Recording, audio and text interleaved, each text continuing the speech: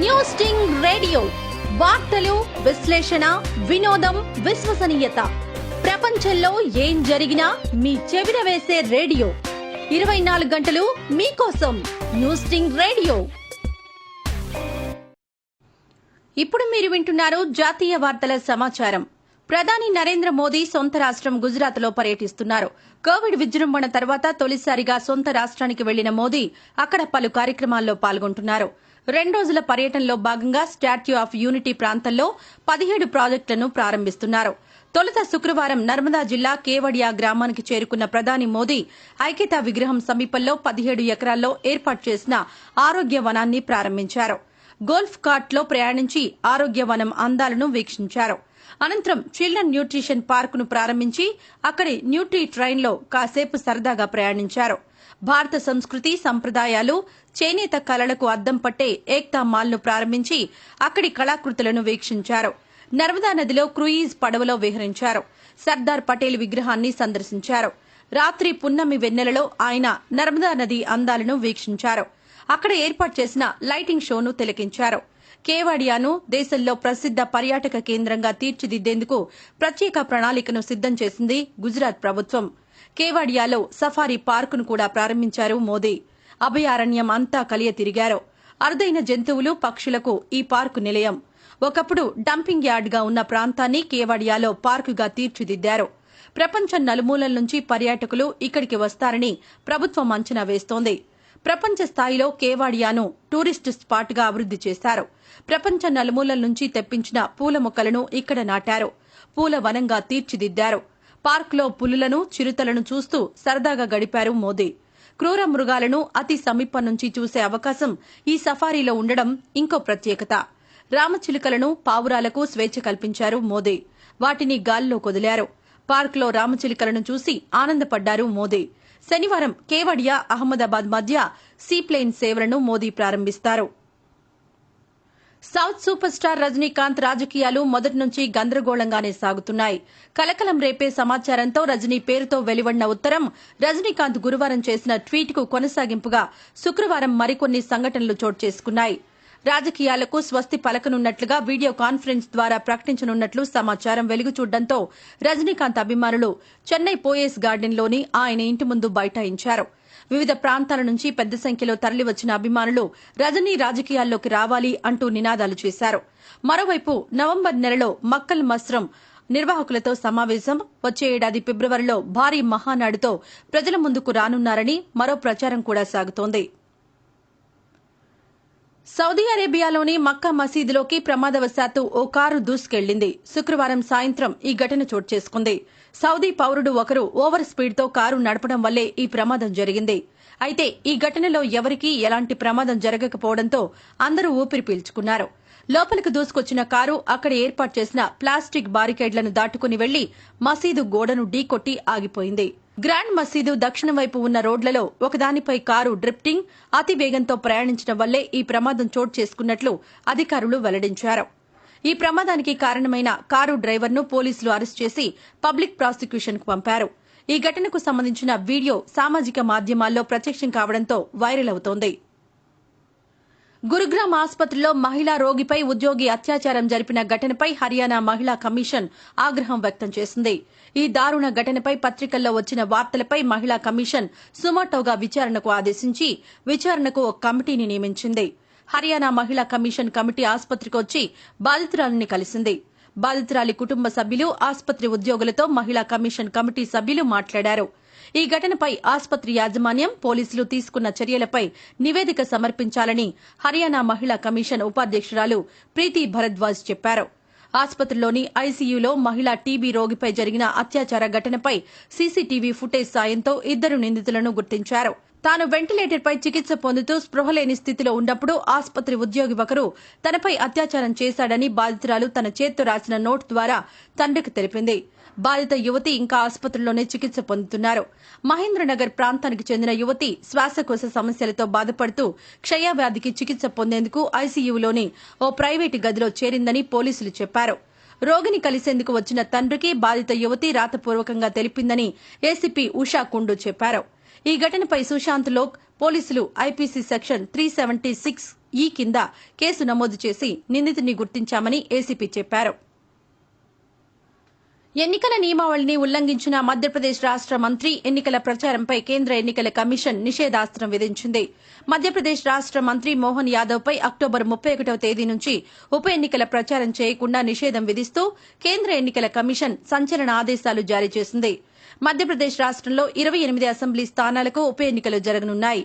ఎన్నికల కమిషన్ ప్రవర్తన నియమావళిని ఉల్లంఘిస్తూ మంత్రి మోహన్ యాదవ్ అమర్యాదగా అసభ్యకరంగా భాష ఉపయోగించారు. దీంతో కేంద్ర ఎన్నికల కమిషన్ మంత్రికి షోకాజ్ నోటీసు జారీ చేసింది. ఈసీ జారీ చేసిన నోటీసుపై మంత్రి ఇచ్చిన వివరణ సంతృప్తికరంగా లేదని కమిషన్ అతని ప్రచారంపై నిషేధం విధించింది. ఎన్నికల కమిషన్ ప్రవర్తన నియమావళిని ఉల్లంఘించి ప్రచారంలో మంత్రి అమర్యాదకరంగా భాష వాడారని, ఇలాంటి అసభ్యకరమైన మాటలు పునరావృతం కాకుండా మోహన్ యాదవ్ ప్రచారంపై నిషేధం విధించామని ఈసీ పేర్కొంది. ఆర్టికల్ 324 ప్రకారం రాజ్యాంగ అధికారాలను ఉపయోగించి మధ్యప్రదేశ్ ఉన్నత విద్యాశాఖ మంత్రి మోహన్ యాదవ్ మధ్యప్రదేశ్ రాష్టంలో ఎక్కడైనా బహిరంగ సభలు, ఊరేగింపులు, ర్యాలీలు, రోడ్ షోలు, ఇంటర్వ్యూలు, మీడియాలో ఇంటర్వ్యూలు ఇవ్వరాదని కేంద్ర ఎన్నికల కమిషన్ ఆదేశించింది.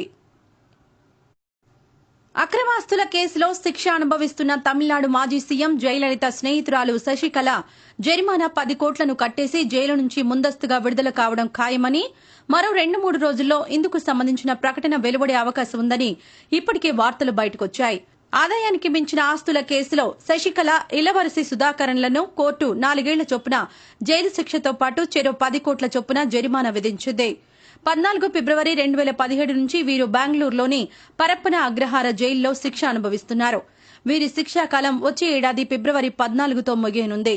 అయితే సత్ప్రవర్తన కారణంగా శశికళ ముందే విడుదలవుతారన్న వార్తలు ఇటీవల షికారు చేస్తున్నాయి. ఆమె తరపు న్యాయవాది కూడా పలుమార్లు ఈ విషయం చెప్పారు. అయితే జైలు అధికారులను మభ్యపెట్టి జైలు నుంచి బయటకొచ్చి షాపింగ్లు చేసినట్టు ఆరోపణలు ఎదుర్కొంటున్న శశికళ సత్ప్రవర్తన కిందికి ఎలా వస్తారని కొందరు ప్రశ్నిస్తున్నారు. ఈ విషయాలన్నీ పక్కన పెడితే జైలుకు ఆమె కట్టబోయే 10 కోట్ల జరిమానా చుట్టూ ఇప్పుడు మరికొన్ని చిక్కులు ముసురుకున్నాయి. ఒకవేళ శశికళ ఆ 10 కోట్లు చెల్లించి బయటపడినా అంత సొమ్మును ఎక్కడి నుంచి తెచ్చారని ఐటీ అధికారులు ప్రశ్నించే అవకాశం ఉంది. ఇప్పటికే పలుమార్లు ఐటీ దాడులను ఎదుర్కొన్న శశికళకు ఇది కొత్త తలనొప్పి అవుతుందని చెబుతున్నారు. దీంతో ఆ 10 కోట్ల రూపాయలపై ఐటీ శాఖ నుంచి స్పష్టత వచ్చిన తర్వాత జైలు శాఖ నుంచి ప్రభుత్వానికి సమాచారం, ప్రభుత్వం నుంచి ఆదేశాలు రావాల్సి ఉంటుందని, దీంతో శశికళ విడుదల విషయంలో మరింత జాప్యం జరిగే అవకాశం ఉందని చెబుతున్నారు. ఎన్కే సింగ్ నేతృత్వంలోని 15వ ఆర్థిక సంఘం తన నివేదికను నవంబర్ 9న రాష్టపతి రామ్నాథ్ కోవింద్ కు సమర్పించనుంది. రాష్ట్రాలకు పంపిణీ చేయాల్సిన పన్నులు, గ్రాంట్లకు సంబంధించి ఫార్ములాను సిఫారసు చేయడమే కాక కేంద్ర ఆర్థిక వ్యవస్థ బలోపేతానికి చర్యలను సూచిస్తూ 2021-22 నుంచి 2025-26 ఆర్థిక సంవత్సరాలకు 15వ ఆర్థిక సంఘం తుది నివేదిక రూపొందించింది. చైర్మన్, సభ్యులు Ajay Narayan Jha, professor Anoop Singh, doctor Ashok Lahiri, doctor Ramesh Chand నివేదికపై శుక్రవారం సంతకాలు చేశారు. సభ్యులు ప్రధానమంత్రిని కూడా కలిసి నివేదికను అందజేస్తారు. డిసెంబర్లో జరిగే పార్లమెంట్ శీతాకాల సమావేశాల్లో ఆర్థిక మంత్రి నిర్మలా సీతారామన్ ఈ నివేదికను ప్రవేశపెట్టిన తర్వాత ఇతర అంశాలు వెల్లడవుతాయి. ఇప్పటికే 2021 సంవత్సరానికి మధ్యంతర నివేదికను విడుదల చేసింది.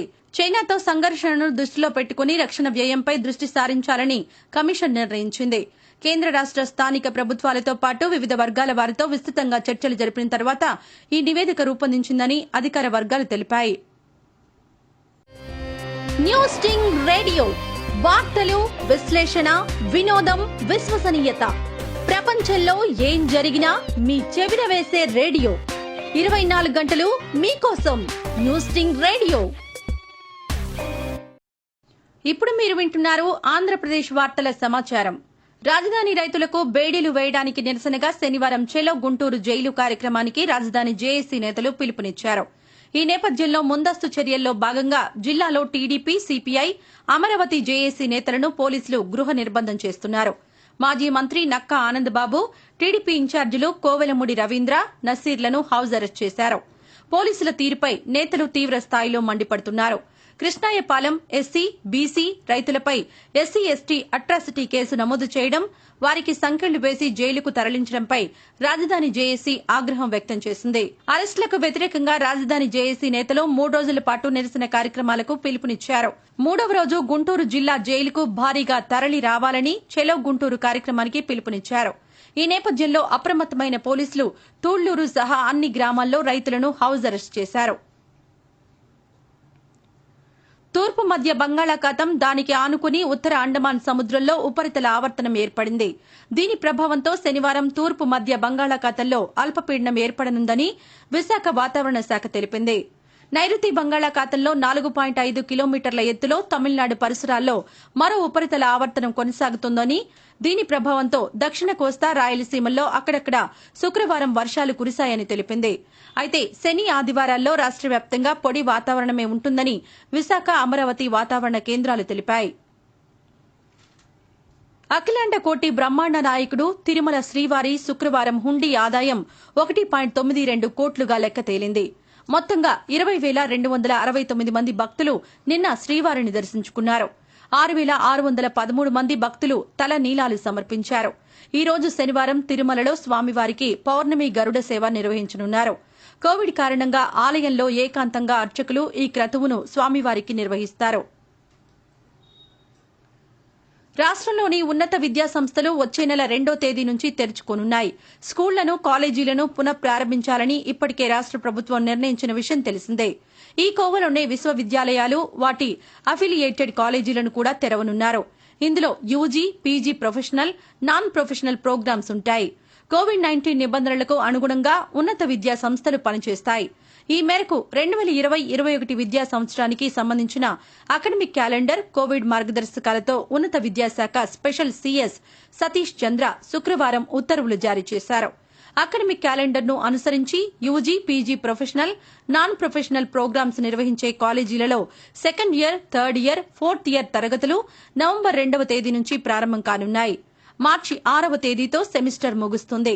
తర్వాత సెమిస్టర్ మార్చి 25 నుంచి ఆగస్టు 7 వరకు జరుగుతుంది.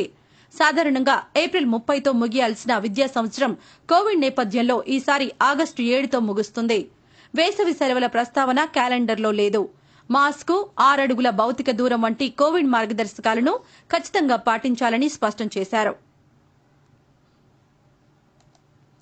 అనంతపురం జిల్లాలో అరుదైన పురాతన విగ్రహం బయటపడింది. గుమ్మగట్ట మండలం కలగోడు గ్రామంలో ఓ రైతు పొలం దున్నుతుండగా ఓ విగ్రహం బయటపడింది. వెంటనే ఆ విగ్రహానికి సంబంధించిన ఫోటోలను రైతు ఆర్కియాలజీ డిపార్ట్మెంట్ వారికి పంపాడు. ఆ విగ్రహాన్ని పరిశీలించిన పరిశోధకులు అది సూర్యుడి విగ్రహమని, శిల్పకళను బట్టి చూస్తే ఆ ప్రాంతాన్ని పరిపాలించిన పల్లవుల కాలానికి చెందిందిగా ఉందన్నారు. క్రీస్తు శకం 10వ శతాబ్ద కాలం నాటికి చెందిన విగ్రహమని చెప్పారు. దీంతో స్థానికులు ఆ విగ్రహం దొరికిన చోటే పూజలు నిర్వహించారు. సూర్యుడి విగ్రహం బయటపడడంతో అక్కడ సూర్య దేవాలయం ఉండి ఉంటుందని పరిశోధకులు చెబుతున్నారు. ఈ విగ్రహాన్ని చూసేందుకు చుట్టుపక్కల గ్రామాల ప్రజలు తరలి వస్తున్నారు. ఈ విగ్రహం కూడా అరుదైనదని, దీని వెనుక పెద్ద చరిత్రే ఉందంటున్నారు. అనంతపురం జిల్లాలోని పొలాల్లో గతంలో వజ్రాలు బయటపడ్డాయి. తొలకరి వర్షాల తర్వాత అనంతపురం, కర్నూలు జిల్లాల్లో ఈ వజ్రాల వేట జరుగుతుంది. ఈ క్రమంలో అనంతపురం జిల్లాలోని పొలాల్లో వజ్రాలు బయటపడ్డాయి. ఇప్పుడు విగ్రహం బయటపడడం ఆసక్తికరంగా మారింది. విశాఖలో దారుణమైన ఘటన బయటపడింది. స్థలాన్ని కొట్టేసేందుకు బతికున్న వాళ్లు చనిపోయినట్లు పత్రాలు సృష్టించారు. విషయం తెలుసుకుని ఆ దంపతులు బయటకు రావడంతో ఈ వ్యవహారం బయటపడింది. విశాఖలోని కంచెరపాలెంకు చెందిన దంపతులు అప్పారావు, సుశీలలకు నరవ గ్రామంలో సర్వే నెంబర్ 248లోని 300 గజాల స్థలాన్ని 1984లో కొనుగోలు చేశారు. అప్పారావు ఫ్యామిలీ ఆ ప్రాంతానికి దూరంగా ఉంటున్నారు. ఆ స్థలం ఖాళీగా ఉంది. ఆ స్థలంపై కన్నేసిన విశాలాక్షి నగర్ కు చెందిన 2 వ్యక్తులు అప్పారావు, సుశీలతో వారికెలాంటి సంబంధం లేకపోయినా సుశీల సోదరి అవుతుందంటూ రిజిస్టర్ కాని వీలునామాను సృష్టించారు. ఆ స్థలానికి సంబంధించిన డాక్యుమెంట్ రిజిస్ట్రేషన్ కోసం బతికున్న అప్పారావు 1998 జూలై 15న, సుశీల 2001 మే 2న మరణించినట్లు శ్రీకాకుళం తహసీల్దార్ కార్యాలయం నుంచి ధృవీకరణ పత్రాలను తీసుకొచ్చారు. రిజిస్ట్రేషన్ సమయంలో సబ్ రిజిస్టార్ కు ఒరిజినల్ డాక్యుమెంట్లను చూపించాల్సి ఉండడంతో మళ్లీ ప్లాన్ వేశారు. తమ ఒరిజినల్ డాక్యుమెంట్ పోయిందని పేపర్లో ప్రకటన ఇచ్చి కోర్టు నుంచి అఫిడవిట్ తీసుకున్నారు. ఫోర్జరీ సంతకాలు, అవసరమైన నకిలీ పత్రాలతో నమ్మించి ఈ ఏడాది జనవరిలో పెదగంట్యాడ సబ్ రిజిస్టార్ కార్యాలయంలో రిజిస్ట్రేషన్ చేయించారు. ఆ స్థలం ఉన్న ప్రాంతంలో గజం విలువ దాదాపు 10,000 ఉంటుందట. కానీ ఆ ఇద్దరు వ్యక్తులు 5,000కు విక్రయించేందుకు స్థానికులను సంప్రదించారు. అప్పారావు దంపతులకు విషయం తెలియడంతో వెంటనే పోలీసులకు ఫిర్యాదు చేశారు. తప్పుడు రిజిస్ట్రేషన్ను రద్దు చేయాలని సబ్ రిజిస్ట్రార్ కార్యాలయంలో బాధితులు కంప్లైంట్ ఇచ్చారు. వారి నుంచి అన్ని ఆధారాలు స్వీకరించారు. వాటిని పరిశీలించి చర్యలు తీసుకుంటామని అధికారులు చెబుతున్నారు. ప్రైవేట్ ఎయిడెడ్, అన్ఎయిడెడ్ కాలేజీల్లో ట్యూషన్ ఫీజును 30% తగ్గించి తీసుకోవాలని ఏపీ సర్కారు ఉత్తర్వులు జారీ చేసింది. ఇందుకు సంబంధించిన ఉత్తర్వులను విద్యాశాఖ విడుదల చేసింది. కరోనా కారణంగా ఆర్థిక ఇబ్బందులు ఉన్న నేపథ్యంలో ఈ చర్యలు తీసుకుంటున్నట్లు ప్రభుత్వం జీవోలో స్పష్టం చేసింది. ట్యూషన్ ఫీజు 70% మాత్రమే వసూలు చేయాలని ఆదేశించింది. ప్రభుత్వ ఆదేశాలను ఖాతరు చేయకుండా పూర్తి ఫీజు వసూలు చేస్తే కఠిన చర్యలు తప్పవని హెచ్చరించింది. న్యూస్ స్టింగ్ రేడియో, వార్తలు, విశ్లేషణ, వినోదం, విశ్వసనీయత. ప్రపంచంలో ఏం జరిగినా మీ చెవిన వేసే రేడియో. 24 గంటలు మీకోసం న్యూస్ స్టింగ్ రేడియో. ఇప్పుడు మీరు వింటున్నారు తెలంగాణ వార్తల సమాచారం. ముఖ్యమంత్రి కేసీఆర్ ఈ రోజు జనగామ జిల్లా కొడకండ్లలో పర్యటించనున్నారు. అక్కడ నిర్మించిన రైతు వేదికను సీఎం కేసీఆర్ ప్రారంభించనున్నారు. అధికారిక సమాచారం ప్రకారం సీఎం పర్యటన షెడ్యూల్ ఇలా ఉంది. సీఎం కేసీఆర్ హైదరాబాద్ నుంచి హెలికాప్టర్లో బయలుదేరి మధ్యాహ్నం జనగామ జిల్లా కొడకండ్ల గ్రామానికి చేరుకుంటారు. కొడకండ్లలో రైతు వేదిక భవనాన్ని ప్రారంభిస్తారు. తరువాత పల్లె ప్రకృతి వనాన్ని సీఎం పరిశీలిస్తారు. అనంతరం కొడకండ్ల మండలంలోని రామవరం గ్రామంలో వైకుంఠధామం, డంపింగ్ యార్డ్ పనులను పరిశీలిస్తారు. అటు తరువాత కొడకండ్లలో 5,000 మంది రైతులతో నిర్వహించనున్న సభలో సీఎం పాల్గొంటారు. సభ అనంతరం తిరిగి హైదరాబాద్ పయనమవుతారు. కాగా ఈ కార్యక్రమానికి ఉమ్మడి వరంగల్ జిల్లాకు చెందిన మంత్రులు ఎర్రబెల్లి దయాకర్రావు, సత్యవతి రాథోడ్తో పాటు మంత్రి నిరంజన్ రెడ్డి, రైతు సమన్వయ కమిటీ రాష్ట్ర అధ్యక్షుడు పల్లా రాజేశ్వరరెడ్డి తదితరులు ఈ కార్యక్రమంలో పాల్గొంటారని సమాచారం. ఫ్లాట్లు, అక్రమ లేఅవుట్ల క్రమబద్దీకరణకు ప్రభుత్వం చేపట్టిన ఎల్ఆర్ఎస్ దరఖాస్తు గడువు శనివారంతో ముగియనుంది. పట్టణ, గ్రామీణ ప్రాంతాల్లోని అక్రమ, అనధికార లేఅవుట్లు, ప్లాట్ల క్రమబద్దీకరణను తప్పనిసరి చేస్తూ ఆగస్టు 31న రాష్ట్ర ప్రభుత్వం ఈ పథకాన్ని ప్రవేశపెట్టింది. దీంతో రాష్ట్ర వ్యాప్తంగా ఎల్ఆర్ఎస్ కు భారీ స్పందన వచ్చింది. నిన్నటి వరకు 24,14,337 దరఖాస్తులొచ్చాయి. నిన్న ఒక్కరోజే 70,000కు పైగా ఎల్ఆర్ఎస్ కోసం అప్లై చేసుకున్నారు. ఈ నెల 15న దరఖాస్తుల గడువు ముగిసింది. అయితే రాష్ట్రంలో వర్షాలు, పలు కారణాల దృష్ట్యా మరో 15 రోజుల పాటు దరఖాస్తు గడువు పొడిగించింది.